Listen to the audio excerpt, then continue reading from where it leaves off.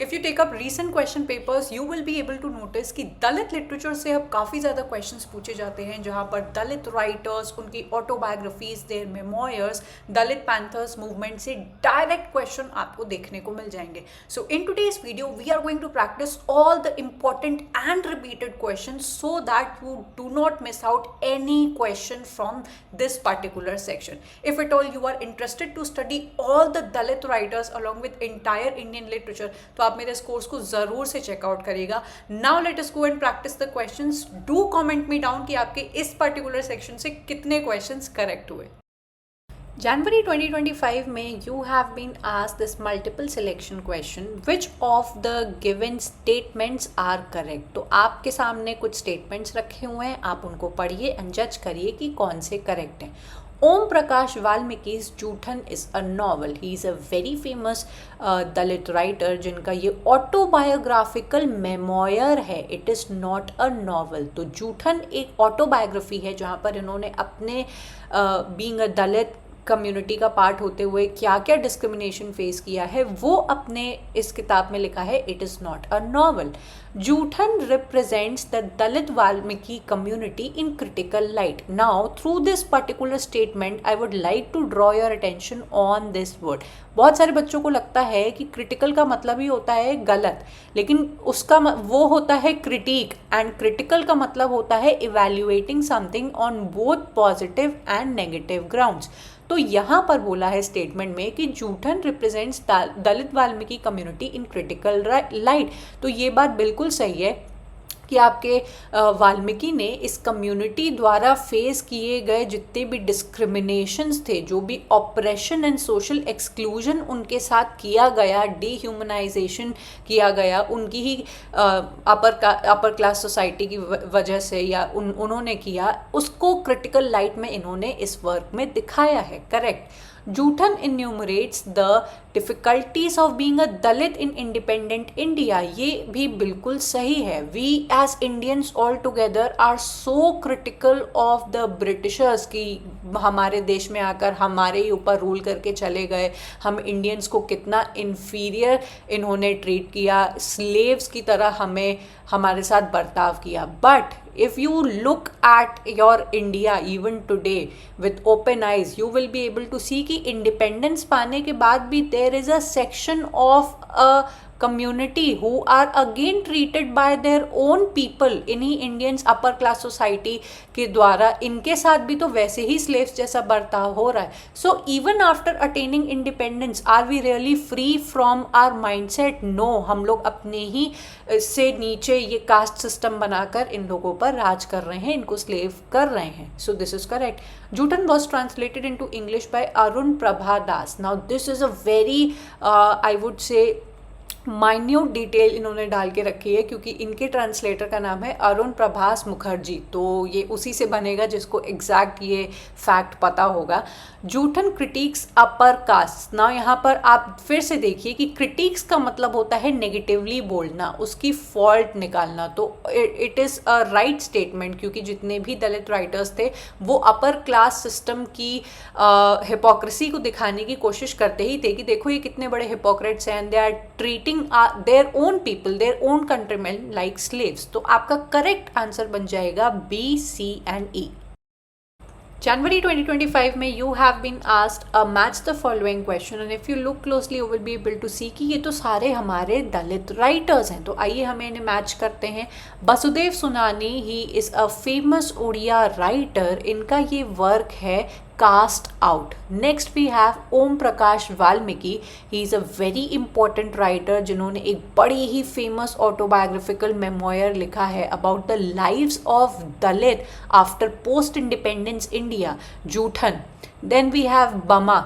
She is a female feminist Dalit writer from Tamil. इनका ये work है Karukku. Then we have Urmila Pawar, बहुत ही फेमस है ये. She is a Marathi Tamil writer जिनका ये वर्क है वीव ऑफ माई लाइफ. तो your correct answer is point number 2. इन सभी वर्क्स को आप लोग डिटेल में भी जाकर पढ़िएगा और इनकी डेट भी याद रखिएगा.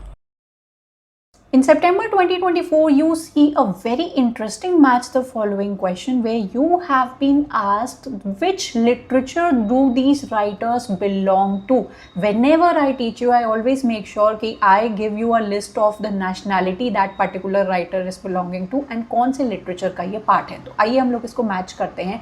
Afro-American literature will rightly match with Zora Neale Hurston, the author of Their Eyes Are Watching God. इनसे काफ़ी सारे क्वेश्चंस पूछे जाते हैं आपके एग्जाम में. Then we have Caribbean literature जिनसे एसोसिएटेड है हमारे Nobel laureate V S. Naipaul because he was born in Trinidad. तो he is deeply associated with Caribbean literature and the Caribbean islands. ज़रूर से इनको प्रिपेयर करिए. He is one of the most asked diasporic writer along with Salman Rushdie.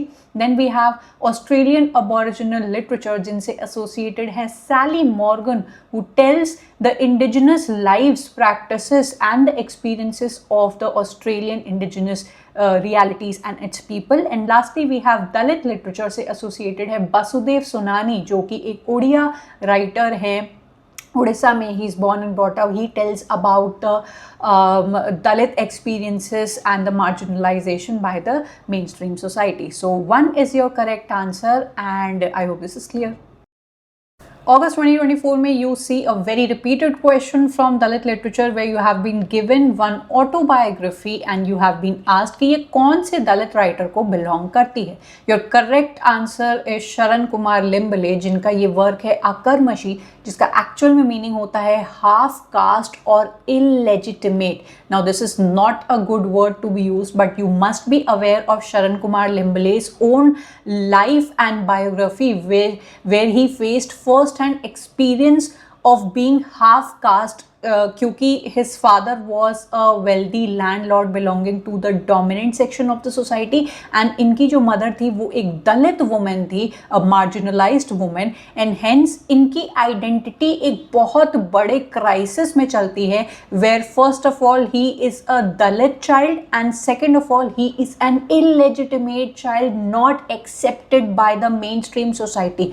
So he in his autobiography has given us the first-hand experience of what it is to be ostracized by the mainstream society and all the discrimination and exploitation that he had to face, not just being a Dalit boy but also being an illegitimate child. August 2024 में you have been asked a chronology based question where you see doctor B.R. Ambedkar के works को chronology में लगाने को आपसे बोला गया है. Our respected B.R. Ambedkar is the architect of Indian Constitution and he is also known as the father of Dalit movement. ये इतने इम्पॉर्टेंट राइटर हैं दैट आई एम एक्सपेक्टिंग कि आपने इनकी बायोग्राफी और इनकी जितनी भी इम्पॉर्टेंट वर्क्स हैं वो अच्छे से आपने पढ़ लिए होंगे एंड दैट इज़ वाई है यू सी कि इनके इम्पॉर्टेंट वर्क्स की क्रोनोलॉजी आपसे पूछी गई है. योर करेक्ट आंसर है CBDAE. आइए हम लोग थोड़ी सी इनकी डेट्स भी देख लेते हैं. The first work the problem of रूपी its origin and its solution 1923 में पब्लिश हुआ था. यू ऑल नो कि आपके B.R. Ambedkar was not just a normal person, a philosopher or a social reformer. ये बहुत बड़े economist भी थे. He went to London and he studied economics and so he very well knew कि इनकी Indian economy में क्या चल रहा था and that is why he talked about this particular work. Then his most important work, also important from the point of view of Dalit literature, Annihilation of the Caste 1936 में ये publish हुआ था. It was originally meant to be a speech पर किसी वजह से ये speech नहीं दे पाए, नहीं देने दी गई इनको ये रेडिकल स्पीच, तो इन्होंने खुद ही जाकर पब्लिश करा लिया अपना ये work. Then Federation versus Freedom 1941, Mister Gandhi and the emancipation of the untouchables in 1943. ये वर्क कभी ना कभी आपको मतलब ज़रूर से पढ़ना चाहिए. You will come to know a lot of things जो आपको कभी भी अपनी एजुकेशनल बुक्स में पढ़ने को नहीं मिलेगी. Then we have Buddha and his Dhamma 1957 में ये वर्क इनका पब्लिश होता है. सो आई होप आपको ये समझ में आ गया है कि कौन कौन से इनके वर्क्स इंपॉर्टेंट हैं. इनकी डेट को भी आप लर्न कर लीजिएगा. जून 2024 में you have been asked a multiple selection question from Dalit literature which says which of the following statements are correct regarding Dalit panthers movement. ना यूजुअली होता क्या है कि एग्जाम सेंटर पे जब आप अपने एग्जाम दे रहे होते हो तो ऐसे multiple selection questions and long sentences वाले क्वेश्चन आपको बहुत डरा देते हैं। आपको बिल्कुल डरने की नीड नहीं है। जो आपसे सब्जेक्ट पूछा गया है ना, उसको आप सबसे पहले अपने दिमाग में ब्रश अप करिए कि दलित पैंथर्स मूवमेंट एक ऐसा सोशियो पॉलिटिकल मूवमेंट था इंडिया के अंदर 1972 में ये फाउंड किया गया था by a group of men, Dalit men in Maharashtra because of the response of the discrimination and violence against the Dalit untouchables of the India. अब ये जब कॉन्सेप्ट आपके दिमाग में ब्रश अप हो जाएगा, अब आप जब ऑप्शंस देखोगे तो आपके ऑप्शंस निकलने लगेंगे। Dalit panthers movement was influenced by Black Panthers movement. Of course ये सभी बच्चों ने पढ़ के रखा होगा कि अमेरिका में, यूनाइटेड स्टेट्स में जिस तरीके से अफ्रीकन अमेरिकन के साथ बहुत बुरा व्यवहार किया जाता था, ऑलमोस्ट लाइक अनटचेबल्स, एंड उनके साथ बहुत ही बायस्ड वे में बिहेव किया जाता था, and they started retaliating, talking about their identity and what they deserved. तो उससे ही आपका दलित पैंथर्स मूवमेंट इन्फ्लुएंस था। तो ये वाला स्टेटमेंट आपका ट्रू हो जाएगा। B, Dalit Panthers is a social organisation that was founded by doctor B R Ambedkar. Now no doubt doctor B R Ambedkar played the vital role in for the Dalits in India. लेकिन ये statement बिल्कुल गलत है because Dalit panthers movement in 1972 was founded by Raja Dhale, Namdeo धसल and G.V.. Pawar, जिससे आपका statement number C अपने आप ट्रू हो जाता है बिकॉज ये इनके मूवमेंट के लीडर्स थे। ठीक है। Jyotiba Phule participated actively in Dalit panthers movement, ये वाला स्टेटमेंट गलत हो जाएगा। Although we know Jyotiba Phule as the father of Dalit literature and Dalit movement, लेकिन ये हिस्ट्री की टाइमलाइन में काफ़ी पहले आते हैं, तो ये इनके फाउंडर नहीं है। He did not actively participate.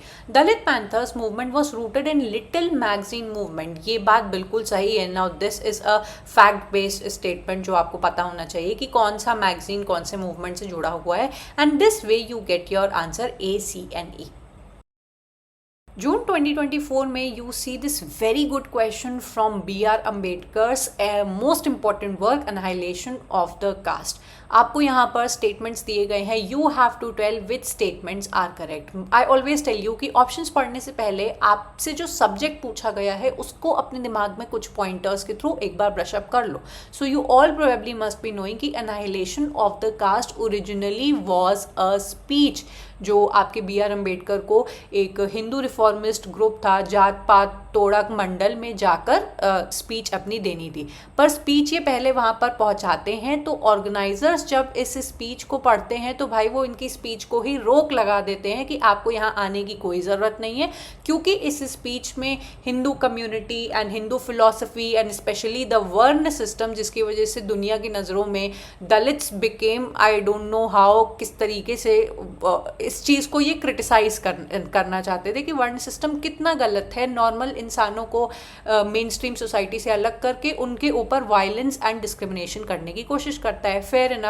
लेकिन भाई अब जो हिंदू रिफॉर्मिस्ट ग्रुप था, क्योंकि हिंदू स्क्रिप्चर्स के बारे में इन्होंने कुछ ऐसी ऑफेंडिंग चीज़ें बोली थी जो ये नहीं मानते थे, तो इनकी स्पीच को रोक दिया गया। अब आइए हम लोग देखते हैं कि कौन सा स्टेटमेंट करेक्ट बैठता है।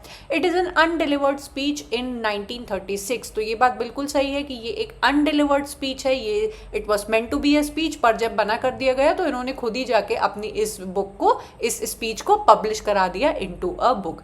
It focuses on the need to create a society where individuals are treated with dignity, respect, regardless of their caste. Now this statement might look too good to be true कि हाँ ऐसा ही तो हुआ होगा अगर आपने इस बुक को डिटेल में नहीं पढ़ा है, लेकिन ये वाला स्टेटमेंट एक बहुत ही जनरल बात कर रहा है, whereas annihilation of the caste के अंदर बहुत ही बोल सकते हैं फोर्सफुली एंड रिग्रेसिव रूप के थ्रू कास्ट सिस्टम की बुराई की गई है कि this should be completely uprooted from our society, कि इसको ख़त्म हो जाना चाहिए। तो ये स्टेटमेंट कहीं पे भी आपको देखने को नहीं मिलेगा। There will be outcast even if the caste system is completely destroyed. Now if you have read this work, you know no the philosophy and ideals of doctor B R Ambedkar, उनका ये मानना था कि चलो कल को किसी भी तरीके से कास्ट सिस्टम को हम लोग हटा भी लेते हैं, तब भी ये जात पात और एक पर्टिकुलर सोसाइटी का दूसरी सोसाइटी को नीचा दिखाना, चाहे जात की वजह से चाहे किसी और बात की वजह से, वो एक्सक्लूजन जो हमारे अंदर चला गया है कि कोई हमसे छोटा है, कोई हमसे इंफीरियर है, वो चलता ही जाएगा. So this statement is quite correct. Statement number D. Ideal society will always have a strong caste system even if it is based on liberty, equality and fraternity. ये तो आपके बी आर अम्बेडकर के thought से बिल्कुल अलग है, बिल्कुल wrong है. E. This is a fictitious novel. ये कहीं से भी एक नॉवल नहीं है. This is a book that was initially meant to be a speech. तो आपका करेक्ट आंसर हो जाएगा C and A, जहाँ पर A and C are your correct answers. जून 2024 में आपसे ये बड़ा ही बेकार क्वेश्चन पूछा गया है. What is the correct chronological sequence of the following Dalit women writers in order of their birth. My God, आप क्रोनोलॉजी पूछते हो अगर वर्क्स की तो वो समझ में आता है कि ये important works, being a literature student हमें याद होने चाहिए. But you are asking the birth date of certain writers. I do understand these are important Dalit women, but still date of birth याद करने से क्या होगा. Questions like these really make me question our education system. आपका correct answer है EABDC. With Kumud Pawde born in 1938, Urmila Pawar in 1945, Bama in 1958, Gogo Shyamala in 1969 and Meena Kandaswamy in 1984. I hope this is clear. December 2023 में you see a multiple selection question which says Sharan Kumar Limble argues that Dalit literature is unique because. So you have to find out the possible correct answers. You must brush up the concept and the biography of Sharan Kumar Limble. He was a Dalit Marathi writer who is not just known for his famous autobiography Akarmashi, but he is a leading figure when it comes to your Dalit aesthetics. Now let us read and see कि कौन से statements correct बैठते हैं. This brings out the Dalit reality which is liminal in time and space. Now Dalit literature indeed brings out the reality, the first hand reality of Dalit people which is liminal in time and space. का मतलब होता है कि they are not accepted by the mainstream society and their own identity being Dalit is flawed. So they are somehow hung in between. एक ऐसी time and space में ये लोग एग्जिस्ट करते हैं जिसको कहीं से भी एक्सेप्टेंस मिल ही नहीं रही है. So this is a true statement. Option number B, this has unique historical and ideological concerns. Now you have to understand dear students कि ये बात बिल्कुल सही है कि दलित literature of course sees a long history of ideological concerns. ये जो हमारे समाज में कुछ वर्ण ऐसे हैं जिनको आप ऊपर की उपाधि देते हो एंड कुछ वर्ण ऐसे हैं जिनको आपने बहुत ही नीचा मान लिया है, एक्सक्लूड कर दिया है उनको अपनी सोसाइटी से. ये एक आइडियोलॉजी बनाई गई है, ये एक आपके दिमाग में गंद डाला गया है which is extremely concerning and because of this it has a very cruel history towards Dalit people. So ये वाला जो ऑप्शन है वो बिल्कुल सही है. This offers literary and cultural representatives of marginalized and dispossessed people. It is absolutely correct that Dalit literature gives identity, gives a voice to all those people who are ostracized by the society and who are excluded by the mainstream society. Even violently, they have been exploited by them. So ये उनको एक आवाज़ and representation देने का काम करता है. Correct statement. Point number D. This brings out narratives and discourses of pity. Now this is a word which is not a good word कि दलित literature इनको एक दयनीय स्थिति में देखता है. So दयनीय will not be a good word automatically. इस word के आते ही इनको एक inferior connotation दिया जा रहा है which is not correct. It uses disrespectful and offensive language towards revered figures. बिल्कुल भी नहीं. Now दलित literature का काम है या फिर they have been extremely outspoken and critical about the mainstream Brahmanical society and their beliefs, but never have they ever been disrespectful to the important figures, be it mainstream or be it any figure. So ये बिल्कुल गलत option है and A, B and C becomes your correct answer. जून 2015 में you have been asked this question from Dalit literature, although ये question बहुत पुराना है, but I am not going to leave any question so that you get a better understanding. Which of the following is not true? Please इसको उसी time highlight कर लेना. In Dalit aesthetics as given by Sharan Kumar Limbale. Now this is a Dalit personality जिनकी जो autobiography है आकर्मशी, ये बहुत ज़्यादा फेमस है, इससे क्वेश्चन पूछा गया है. In spite of writing this beautiful autobiography, he is also a leading figure of Dalit aesthetics. Dalit aesthetics क्या हो गया, जहाँ पर ये दलित के पॉइंट ऑफ व्यू से क्रिटिकल लाइट में देखने की कोशिश करता है बोथ योर दलित लिटरेचर को and the main stream society को. तो आइए देखते हैं कौन सा जो स्टेटमेंट है वो गलत बैठता है. The agony, assertion, resistance, anger and protest of the Dalits should be expressed. तो ये बात बिल्कुल सही है that when you are a part of Dalit aesthetics, तो you want to, जैसे हम लोग फेमिनिज्म में कैसे देखते हैं कि फेमिनिज्म किस तरीके से उनके ऊपर किए गए अत्याचारों को and not been given the equal status gender wise और फिजियोलॉजिकल वाइज, उसके लिए फाइट करने की कोशिश करती हैं. So they are expressing their point of view. Same is done with your Dalit people when it comes to your Dalit literature and its aesthetics. तो इसको उन्होंने एक्सप्रेस किया है. करेक्ट. दलित अनुभव should take precedence over अनुमान. This is such a beautiful line कि instead of speculating कि अच्छा ऐसा हुआ होगा, अरे ऐसा तो नहीं हुआ होगा, you just go and take अब the first hand experiences of this people कि एक्चुअली में इनके साथ क्या हुआ है, रियलिटी जानने की कोशिश करो. अनुमान लगा के मत बैठ जाओ कि अरे ऐसा नहीं हुआ होगा या ऐसा हुआ होगा. So this is correct. Sympathy for the Dalit should be generated. Never ever any Dalit writer has ever demanded कि आप उनके ऊपर पिटी से देखो, आप उनसे सिंपथाइज करो. क्योंकि जब आप ऐसे शब्दों का इस्तेमाल कर रहे हो कि you are sympathising with them, you are showing pity over them, ये अपने आप ही उनको एक इंफीरियर लाइट में दिखाता है. दलित पीपल से that we are equal humans as the main stream society. Why should we be excluded और why should we be looked down upon? तो ये वाला स्टेटमेंट गलत हो जाएगा.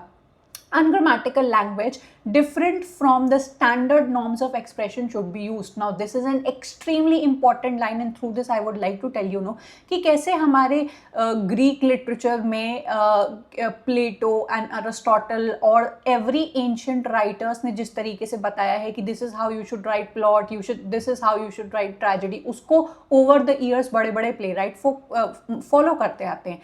Same goes for Sanskrit ancient scholars. उन्होंने कुछ टाइप के ऐसे dramaturgy and how you should be writing a language and how you should be proposing a particular word, कुछ रूल सेट कर दिए हैं. यहाँ पर शरण कुमार लिम्बले सेज कि why should we follow the mainstream rules that these Brahmanical people or belonging to the Sanskrit community, ancient language या ancient rules को हम लोग क्यों follow करें? मेरा काम अनग्रामेटिकल भी हो सकता है, आपके स्टैंडर्ड नॉर्म्स ऑफ एक्सप्रेशन में फिट नहीं भी बैठ सकता है, तब भी हम लोग उस चीज़ में कंफर्टेबल होने चाहिए. And you should not put your self back कि नहीं मेरा काम इस स्टैंडर्ड के अकॉर्डिंग सेट है तभी मैं इसको लिखूं या तभी मैं इसको पब्लिश करूं. ऐसा कुछ भी नहीं है. You set your own standard and publish your dam work whatever you feel about your experiences. So this is a correct statement. So January 2025 में you have been asked this very common question from Indian literature जहाँ पर आपको अपने authors को match करना है उनकी respective novels से. इससे आपको ये पता लगता है कि कौन से राइटर के कौन से वर्क्स आपके एग्जाम में often पूछे जाते हैं. On number 1 we have Kamala Markandeya who is a very important writer in our Indian English literature. इनका ये important work है Possessions which talks about the East and West conflict and the exploitation of an Indian person, Indian male at the hands of a western woman. तो ये जो conflict को show किया गया है between the eastern and the western society and the colonizer and the colonized, उसके ऊपर ये बहुत अच्छी novel बनी हुई है. Next up we have P. Shivkami. She is a very important Dalit feminist writer जो कि former IAS officer रही है. She is an activist and Tamil में अपने वर्क लिखती हैं. इनका ये इंपॉर्टेंट वर्क माना जाता है द ग्रिप ऑफ चेंज, जो कि caste discrimination and gender conflict and politics को शो करता है from the perspective of a Dalit. तो this is a very important work.